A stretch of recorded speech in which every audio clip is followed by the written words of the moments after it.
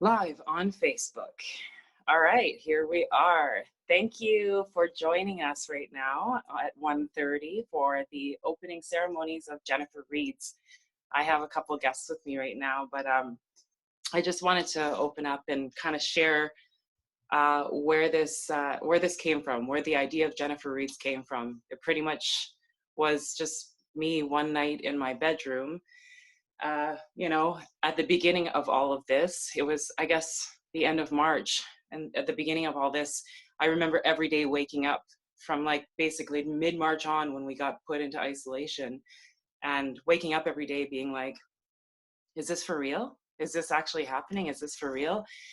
And then, just processing. We've all been processing this together. And then I started thinking about, all the things that we're doing, and most of us are watching a ton of movies and all of this sort of stuff. But what did I use as entertainment when I didn't have all of these devices? And what did I use to pass my time and to learn, when we didn't have a cell phone and Netflix and all of that sort of stuff? And so, there's one thing about this time that has, been special to me, in that it's brought the love of reading back to me. And of course, then considering what book I wanted to read, well, initially it was just going to be to like 5 people on Instagram. And the reason why I thought of this book was given the circumstance that we were in, and, what could be gained from hearing this young girl, this true story of this young girl, which is tragic, but, how she processed that time in isolation. So I'd like to welcome Henk and Ryan McMahon to our opening. Thank you for being here with me, guys. And I guess, Henk, I'd love to ask you a question. Obviously we would have loved to speak to the Dutch King today, but thank you for coming and joining us.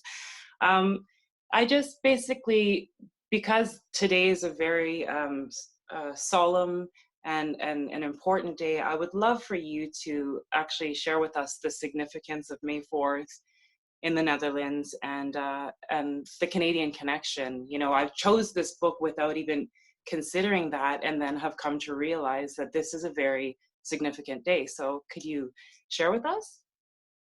Yeah, thank you, Jenifer. Thank you, of course, first for being able to join here. It's a great honor for me, and of course, I'm sure that the Dutch King would have liked to be here, but as all folks, also the King has to stay at home and Yes.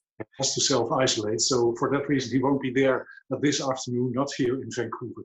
But coming back to the 4th of May, which is a very significant date for the Netherlands, also especially in relation to Anne Frank, a Dutch girl, a Dutch-German girl. Actually, she was a refugee in the Netherlands. She came from Germany and entered the Netherlands in the years 40, and lived for some years in the center of Amsterdam. The 4th of May is the day that in the Netherlands we can commemorate all the victims of the Second World War.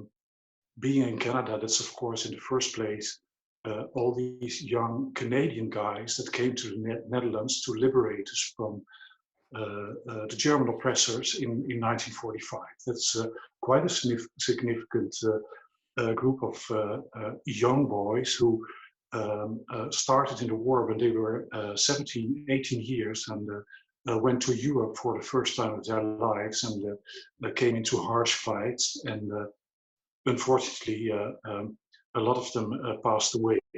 We commemorate them today, but what was very special at the Second World War, that it was also the war that for the first time such a lot of civilian people were killed or passed away. It's a huge amount of people. In the first place, of course, the Jewish group, 6 million Jewish people from Europe passed away in the concentration camps of in Germany and Poland. 6 million people. That's more than the population of BC. That's the population of BC and Saskatchewan together at this moment. In the Netherlands, there were living at that time 100,000 Jewish people, so 100,000 people from the same background as Anne Frank, and nearly none of them survived the Second World War. 100,000, that's also a huge amount of people. That's more than the population of your capital, Victoria, that was taken away to Germany. We're also commemorating resistance fighters. We're commemorating civilian peoples that were killed in the war, both in the Netherlands as in Indonesia. So it's a significant day. I just looked at the television. In the Netherlands, it's 9 hours later than here, and we had a ceremony at the Dam Square, which is a central place in the Netherlands, in Amsterdam, where our war monument is placed. Normally, I was going there together with my sons. Now I'm here in Vancouver, so it's not possible, but there would normally also be thousands of people on this place to commemorate the war and to acknowledge also the deeds of Canadian soldiers. But this year, there were only 6 people. I forgot to mention that you are the Consul General of the Netherlands here in Vancouver. So I'm appointed by the Dutch King, to come back to your introduction. So I'm wondering what your connection to the Anne Frank story is. You know, do you have a close connection to that story? You grew up in Amsterdam, is that correct? I didn't grow up in Amsterdam, but the last 20 years that I lived in Amsterdam, I could see the tower that some of you will remember after you've read the diary of Anne Frank, because she's living in a small room very close to the Westerkerk, which is a beautiful 17th century church in the center of Amsterdam. And the last 20 years, my study was placed like that I could see also the tower of the church that Anna always was hearing. So the tolling bells in this tower, which you will read about in the diary, I heard them every day in my study. So that's a close relationship. Of course, when you live in the city of Amsterdam, that had been since the 17th century the capital of liberty in Europe, where refugees from all over Europe were coming, French, English people, and especially also Jewish people from all over Europe came to Amsterdam to enjoy the freedom over there. And I enjoyed this freedom also as a young guy coming from the countryside and being in a big city. And so this idea about liberty and this yearning for liberty that Anna has when she is isolated in her own room, it's very significant for me personally. Yeah, I do recognize that there are going to be we've already received a letter of someone who was not very happy at the fact that I'm reading the story, and I'm not Jewish, but there's, the significance of the story for me is there is very much, echoes of the Indigenous experience here in Canada, and I want to be so respectful of reading this story and the implications that it has. Ryan, I guess in talking about stories, what's at this time, why is it important for us to be for youth to be hearing these stories and for us to be encouraging them to read? Yeah. I think, for me as an Ojibwe person living in Canada, with the current political question in front of us in regards to reconciliation and, really the looking forward to the next 150 years in this country, to the social responsibility question in front of Canadian citizens in terms of, what type of country do we want to build in the next 150 years? We have, there's a lot of big work ahead of us in Indigenous communities in Canada. And, stories like the Diary of Anne Frank and so many other stories like it. You know, there's so many human aspects to that story, and how we connect to each other through story is a very human experience. We all have access to each other's lives as we share stories, perspectives that we might not have considered before. But more importantly, I think stories change us. That, you know, our elders back home talk about story invoking the spirit, and spirit is what gives us life, and therefore life is all about story. And so, you know, when we look at how we can be affected by a book like this, you know, it we walk a little taller. Maybe we are a little braver in our own endeavors in the way we are pushing against you know, violence in Canada. And so, you know, I think the obvious straight line to why Indigenous folks might connect with a story like this is that, you know, we've suffered differently, but in some ways similarly. And so, you know, I would never want to compare. I think that's kind of a morally bankrupt kind of, you know, comparison, like how you like compare genocides. And I'm not really interested in getting into that type of conversation. But I Mm. think the way we look at each other through time and through history is a really interesting exercise. And it's through our stories, it's through our art, it's through literature, music, um, visual art that really reminds us of our humanity and who we are. So for me, I think, you know, there's a strong connection to this story back to Indigenous folks here in Canada. I definitely feel that, like in starting to read this, I'm already getting emotional, and yeah, there is this sense of solidarity as human beings, you know, this lived experience as human beings.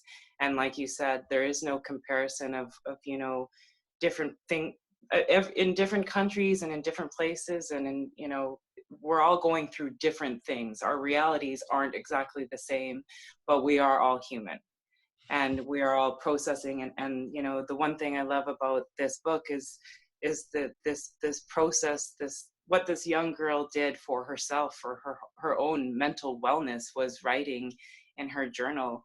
And I remember starting that as a, I don't know, probably in my early teens, maybe a bit before that.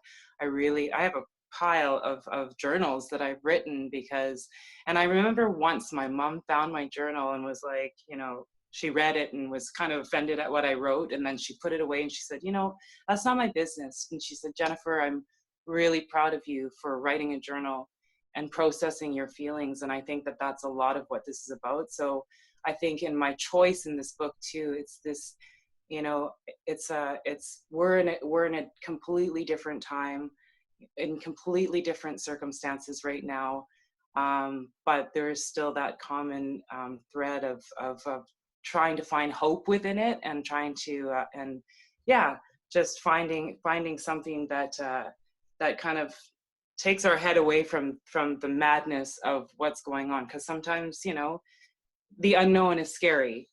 But Hank. I think I was gonna add too. I think the power of an individual story. You know, there's this sense that we're too small in the world, and that, you know, I'm just one person, and, you know, what could I possibly do to create change or awareness or but, you know, positivity in other people's lives. Well, this book is proof positive that one person can change the world. You know, one person Absolutely. can shift a consciousness and a way of thinking and understanding.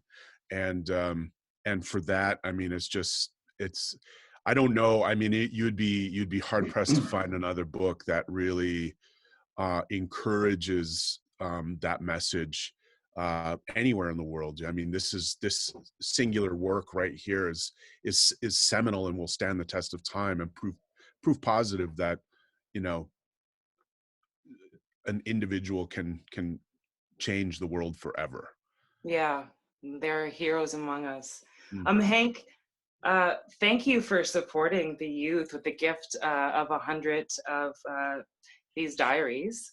that are going on their way up to Klemtu, which is an Indigenous community in the heart of the Great Bear Rainforest in I guess central British Columbia along the Pacific coast. And then we also have a bunch of books going out to East Vancouver. So I would love for you to talk about what that's been like to be giving these books away, and just just some input about that. Well, I just saw a picture of myself giving books away a few days ago in East Van, which was a bit particular, of course, because most of the people were inside home. So now and then we spoke to somebody, but it was a great experience but also very new for me that not all the people knew who Anne Frank was. So I had to explain a little bit about her, but I think a lot of people will be interested to read about her. I have been reading the diary of Anne Frank myself when I was, I think, 12 or 13 years old. I still remember that because it is the story of a young upgrowing person in the Second World War, but it's also the growing up of a young person like you have been, like Ryan has been, like I have been, with all our doubts and all our fears about the future, but also our hopes, and also this idealism that you can have when you're 12, 13. I'd like to acknowledge one quote of Anne Frank, which is, I think, also very significant in this time, because at one of the pages of the book, Anne Frank says, and it is, of course, a great quote when you think of, she has been living about 2 years in a room of perhaps 30 square meters with her family. And still she was saying, I must uphold my ideals, so quote, I must uphold my ideals, for perhaps the time will come when I shall be able to carry them out. And this is such a hope-giving quote, I think, that there will be a time that the doors are open again, and there will be a time that the ideals that you perhaps developed inside of the room where you're sitting can be carried out. Unfortunately for Anne Frank, there has never been a time the doors went open, because she went to Germany. She died from a horrible disease in a concentration camp in Germany. But the quote in itself is wonderful, I think. I must uphold my ideals, for perhaps the time will come when I shall be able to carry them out. That's beautiful. Thank you so much. Yeah, I mean, there's such a significance in this book. Everybody that I talk to says, "Oh yeah, I remember reading that in school." You know, so the important, educators have found it important to keep moving this piece of literature forward. Of course, we're just starting up this new podcast, Jenifer Reads video podcast, and I'm learning about technology while we do all of this. The phone and the software and all of that sort of stuff. And Ryan, I know that you are a kind of an old pro. Oh, it looks like we froze a bit. Are you there? Yeah. Oh, we froze a little bit. Yeah. So in starting a new video podcast, it seems that a lot of these things don't want to talk to each other, and I'm just wondering if you have any tips. Like as you know, this is a new thing for me to go. A lot of the reading itself is pre-recorded, so I've been doing the reading and filming myself, and it's going to keep on going up. And I'm learning how to set my time accordingly to do that. But yeah, I've learned that I am really, really not technologically savvy, and that a lot of things, we wanted to go live on Instagram too, and then realized, oh, we can't simultaneously go live. So yeah, in this new endeavor, and to engage the demographic that we want to engage, these young people, is there any supporting tips that you can give me as someone who's weathered and who's done this for a while and who does awesome at it? Um, I think first and foremost, like the secret or the name of the game in podcasting is just consistency. So, it can start out slow and maybe the numbers aren't where you would like them, and you kind of, you get frustrated and you feel like, man, I wish this was connecting to a larger audience or to more people. But being consistent and really allowing your audience to take its time to discover you, I think is really important. Of course, you have to go where the audience is. And so, there's this, especially me, I'm not a young person. I'm not a youth. So, all these young people are on, yeah, I mean, don't let the gray hair fool you. The baby face. Yeah. But the young people are on TikTok and Snapchat, and you're going to get a very specific audience on those platforms.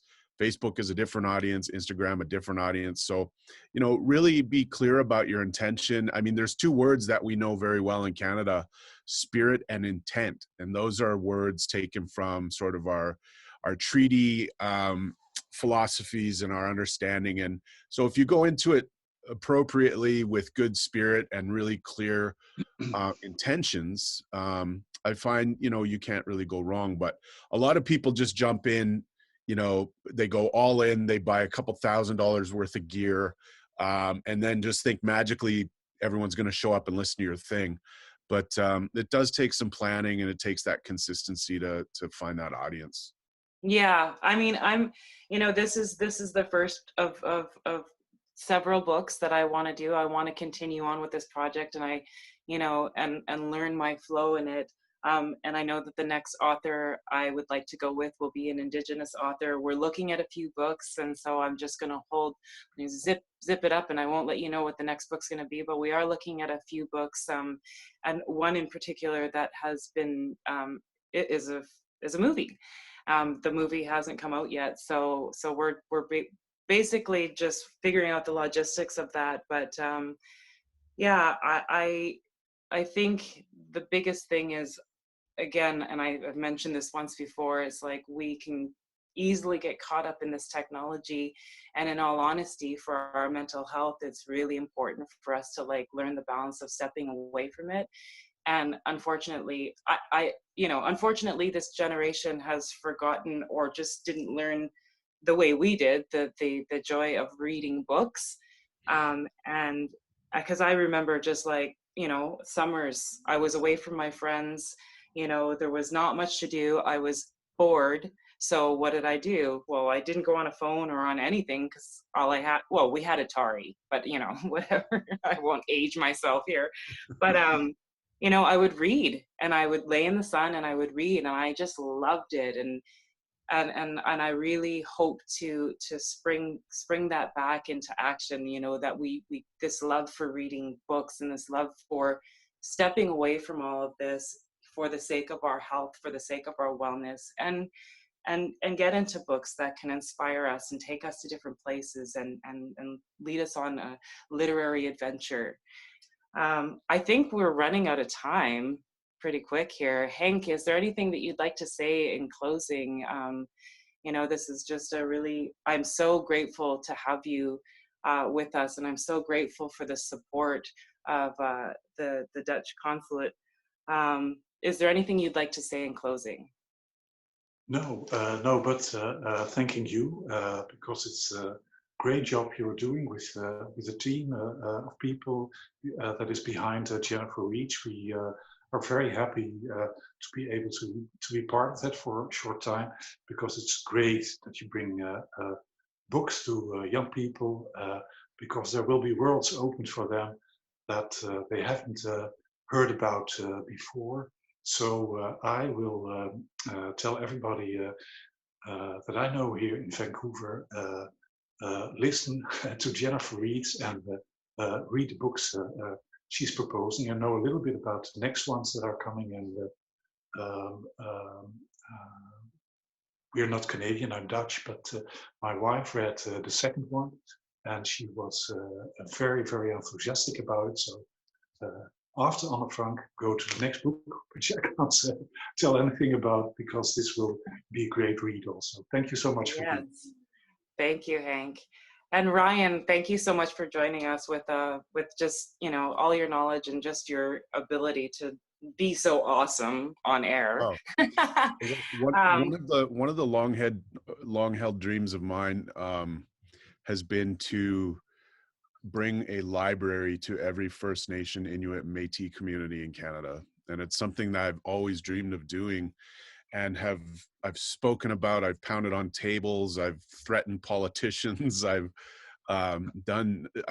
really like, and I keep doubling down on it. And I've talked with publishers, and I've talked with a lot of different folks. There's a small group of Indigenous librarians in Canada. I think there's 34 or 35 of them, and they have this little association, and I've talked with each of them about this dream. And so I feel like this brings us one step closer to really positioning books as an important part of our learning and our personal growth, our cultural growth, and our worldly understanding. And you know, at the risk of being critical of Indian country and Indigenous ways of thinking, we always think of ourselves, and I think this is because of the reserve system in the Indian Act, but we put these gates around ourselves, and we stay in our own little bubbles and our own little worlds, and we forget that in fact there's this whole universe for us to discover, and books provide that that doorway for us to walk through. So this is a great step in the right direction, and congratulations to you, Jenifer, and your team on such an important series. Thank you. I think, you know, in closing, as host of APTN's Wild Archaeology and getting the opportunity to travel all over this country and learn our history hands-on really shifted me and really changed me. And you know, and to be able to share that with the Canadian audience who watches APTN and our Indigenous youth who are watching APTN has just been such a powerful experience for me, because I'm getting to impart just important parts of our story, important parts of who we are, and in that, you know, as humans, but as for me as an Indigenous woman, it's been part of my reclamation, and I want to pass that on. And I think that, you know, with reading a book like this, it's very much along the same thread of, you know, of sharing the heart, you know, of humanity, and really, you know, imparting, you know, inspiration and imparting, you know, I know that that's a iffy word to use in reference to this book, but I think inspired in the way that that Anne wrote, you know, and I want to also encourage our young people to be writing and to journal, you know, like that's so important. It's a good process. So thank you to Ryan McMahon and to the Consul General, Henk Snoeken. Did I say it right? Yes. For joining us today on Jenifer Reads and our opening ceremonies. Before I did everything, I did actually light a little smudge to begin the ceremony. I want to thank all of you for joining us, and you can check us out at www.jeniferreads.com for all the times that I'll be airing. That's www.jeniferreads.com, and we will be airing readings on Tuesdays, Thursdays, and Sundays. So look us up, and we are on several different platforms as well. But look us up at jeniferreads.com. That's with one N. All right. Well, it's been lovely, and I'm gonna sign out.